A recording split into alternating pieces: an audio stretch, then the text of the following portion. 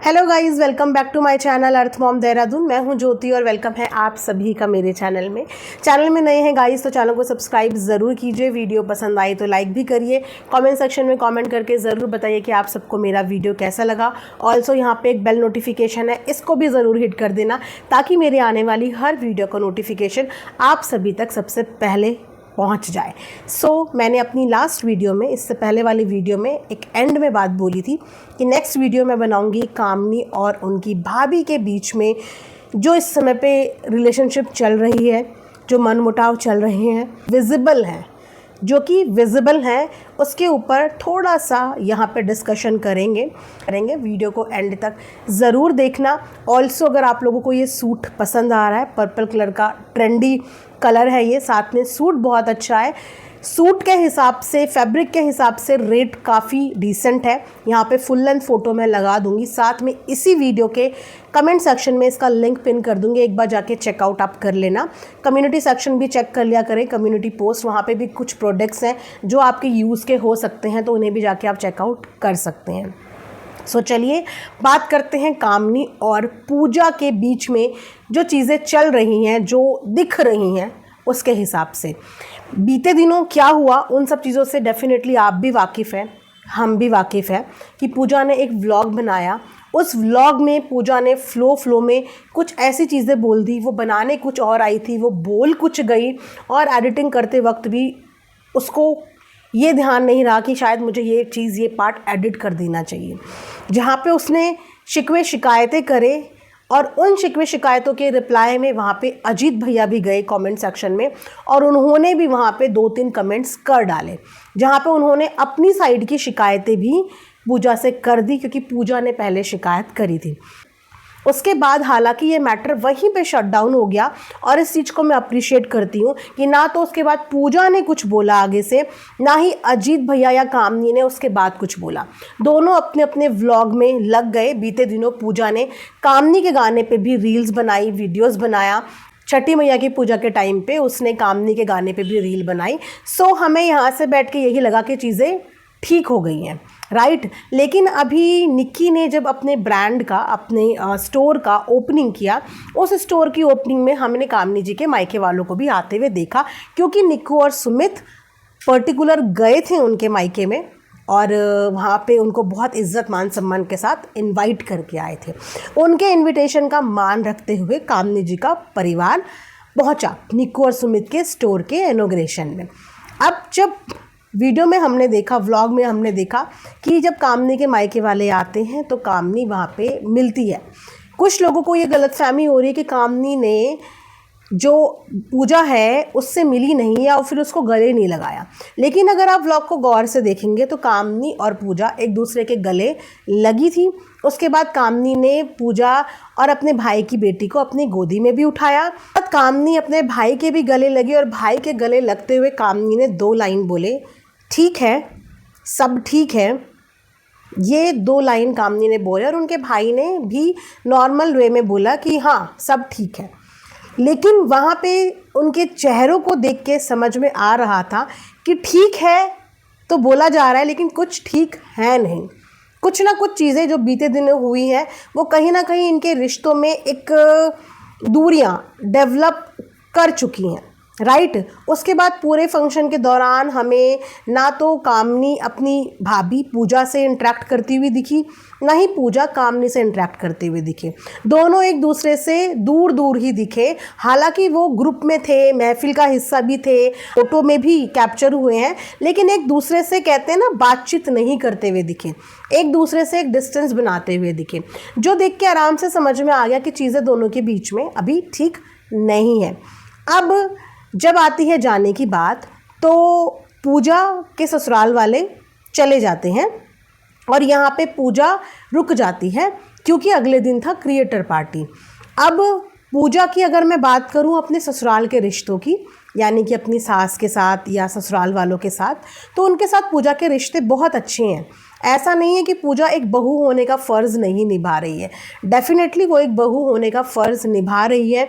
जैसे कि उसने बताया कि क्यों उनको फंक्शन में आने में लेट हो गया, क्योंकि उसके ऊपर एक बहू की ज़िम्मेदारी भी थी, तो खाना वगैरह बनाना। उसके बाद उसने ये भी बताया कि मैंने अपनी सास को रेडी भी किया, यहाँ तक कि मैंने अपनी सास को अपनी ही साड़ी पहनाई। आप लोग प्लीज़ कमेंट में बताना कि वो कैसी लग रही हैं। इसका मतलब ये है कि वो अपने बहू होने का फ़र्ज़ अपने ससुराल में अच्छे से निभा रही हैं, और कहीं ना कहीं ये निभाते हुए तो हमने उन्हें पहले भी देखा है कि जब देवरानी जिठानी के बीच में, मतलब ससुराल वालों और निकू सुमित के बीच में चीज़ें चल रही थी, तो उस वक्त उसने अपना ससुराल ही चूज़ किया। उस वक्त पे वो ना तो उनसे बात करने गई, ना ही उनके सपोर्ट में या उस तरफ गई। उसने सीधा सीधा अपना ससुराल चूज़ कर लिया था।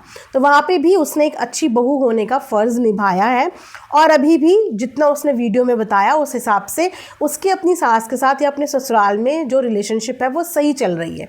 तो जो चीज़ें जो थोड़ी सी बिगड़ी हैं वो अजीत भैया और पूजा के बीच में, और कामनी और पूजा के बीच में बनी है।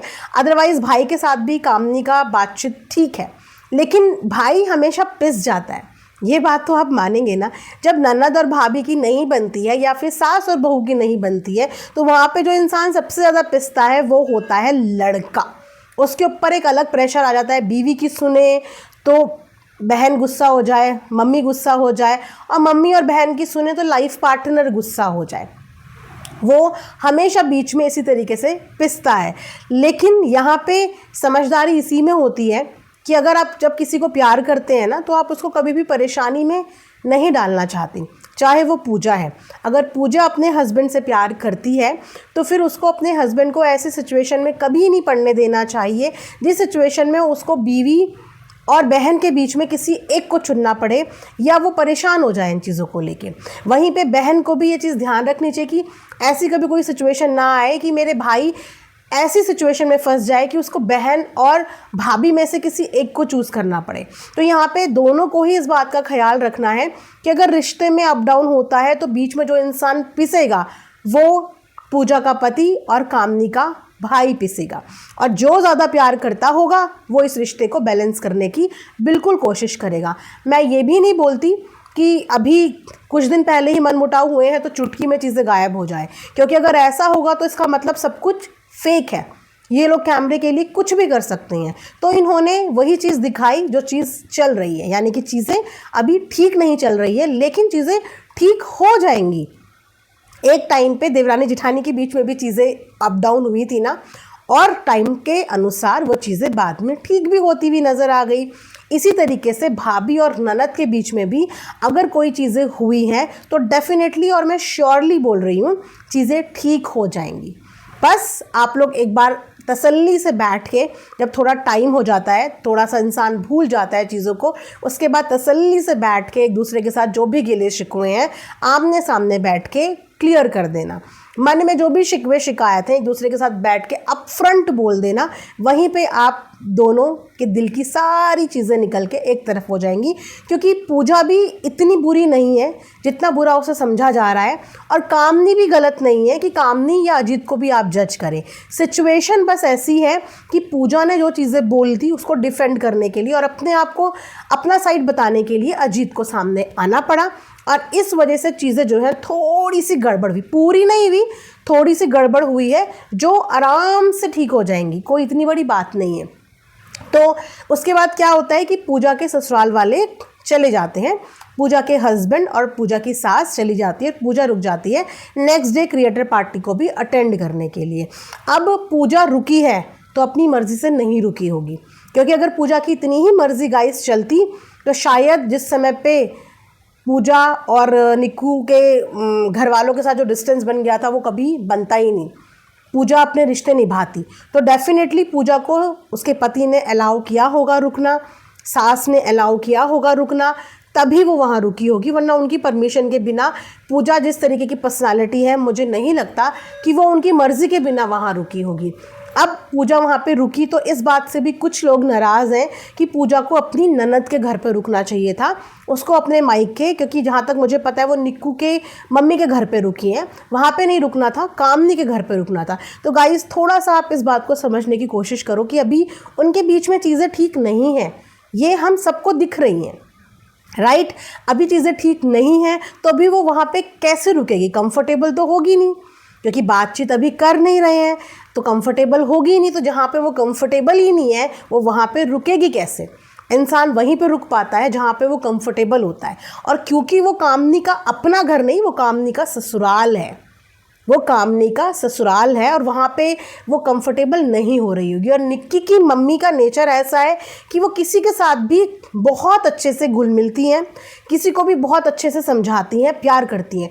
हो सकता है कि जब वो निक्की के घर में रुक रही है तो निक्की की मम्मी उसको समझाए चीज़ों को किस तरीके से संभालना चाहिए, चीज़ों को किस तरीके से इग्नोर करना चाहिए, क्योंकि निक्की की मम्मी भी वही चीज़ें करती हैं। उनकी बेटी के रिश्ते चाहे कैसे भी हों, पर निक्की की मम्मी हर जगह पे सिर्फ प्यार प्यार और प्यार ही देती है, चाहे वो आरती हो, चाहे वो कामनी हो, चाहे वो कोई भी हो। तो अगर वो उस एटमॉस्फेयर में रहेगी तो हो सकता है कि पूजा का थोड़ा सा ब्रेन ठीक आ जाए, ठिकाने पे आ जाए। जो इस समय पे वो गुस्सा हावी उस पर हुआ है, जो डिसअपॉइंटमेंट उस पर हुई है, वो थोड़ी सी शांत हो जाए। तो जब चीज़ें वहाँ पे ठीक नहीं थी तो उसका यहाँ पे रुकना मुझे इसमें कोई बहुत बड़ी बात नहीं लगती, क्योंकि जब हमें पता है कि हमारे सामने वाले से बातचीत नहीं हो रही है, अब रिश्ते ना थोपे नहीं जाते गाइज। इस चीज़ को आप अंडरस्टैंड करें। आपके बोलने से, मेरे बोलने से हम थोप नहीं सकते कि हम बोले पूजा इतनी बुरी है तो इस चीज़ से चीज़ें ठीक हो जाएंगी। नहीं, अगर मैं बोलूँ पूजा बहुत बुरी है तो पूजा फिर बुरी ही रहेगी, उसके अंदर चीज़ों को ठीक करने वाली बात आएगी ही नहीं कि दुनिया तो मुझे बुरा बोल ही रही है, ठीक है मैं बुरी ही सही। मैं बोलूँ कि कामनी बहुत बुरी है, ऐसी तो ननद नहीं होनी चाहिए। कामनी बोलेगी जब मैं बुरी ननद साबित ही हो गई तो फिर मैं क्या करूँ दुनिया को सही करके? तो दोनों अपनी अपनी जगह बिल्कुल सही हैं। इनके बीच में जो सिचुएशन है वो थोड़ी सी टैकल करने में इनको प्रॉब्लम हो गई, बट हर चीज़ का समाधान है। ये रिश्ते हैं गाइस, ये नाराज़ हो सकते हैं लेकिन टूट नहीं सकते, ये टूट नहीं सकते। एक समय पे हमें ऐसे ही लग रहा था ना कि निक्की और कामनी कभी ज़िंदगी में एक नहीं हो पाएंगे, ये तो एक दूसरे के कट्टर दुश्मन बन जाएंगे। बट अपने तो अपने होते हैं। समय के साथ साथ सबको सब कुछ रियलाइज़ हुआ और आज सब कुछ ठीक है। इसी तरीके से पूजा के साथ भी जो चीज़ें हो रही हैं कामनी के लेके, वो भी समय के साथ साथ हील हो जाएंगी और उनको भी समझ में आ जाएगा कि रिश्ते कितने ज़रूरी होते हैं। हर रिश्ता ज़रूरी है और हर रिश्ते से निभाना और उनके साथ बना के रखना भी ज़रूरी है। बहुत सारी चीज़ें इग्नोर करनी पड़ती है, कभी कभी कोई चीज़ें बुरी भी लगती हैं, उन्हें भी इग्नोर करना पड़ता है क्योंकि हम अपने रिश्ते बचाना चाहते हैं।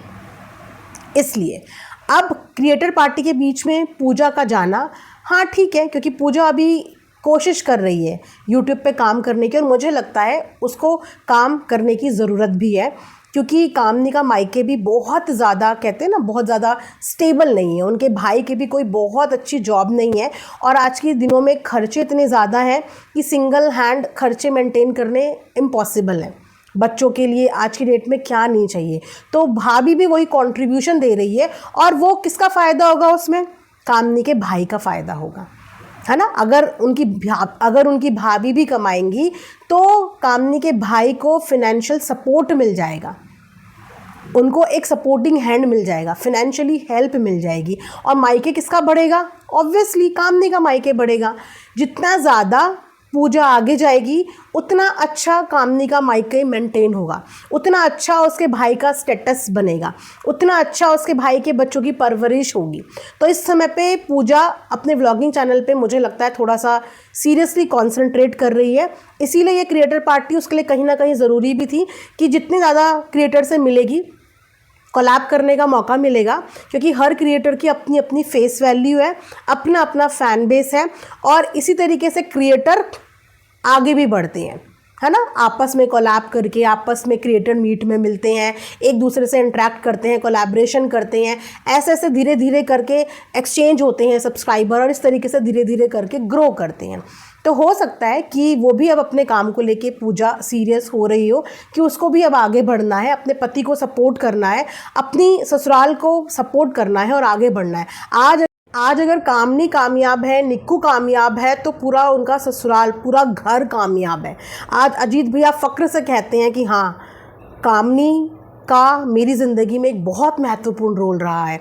आज अगर निक्कू कामयाब है तो सुमित कहते हैं कि हाँ, निकू का मेरी ज़िंदगी में बहुत महत्वपूर्ण रोल रहा है।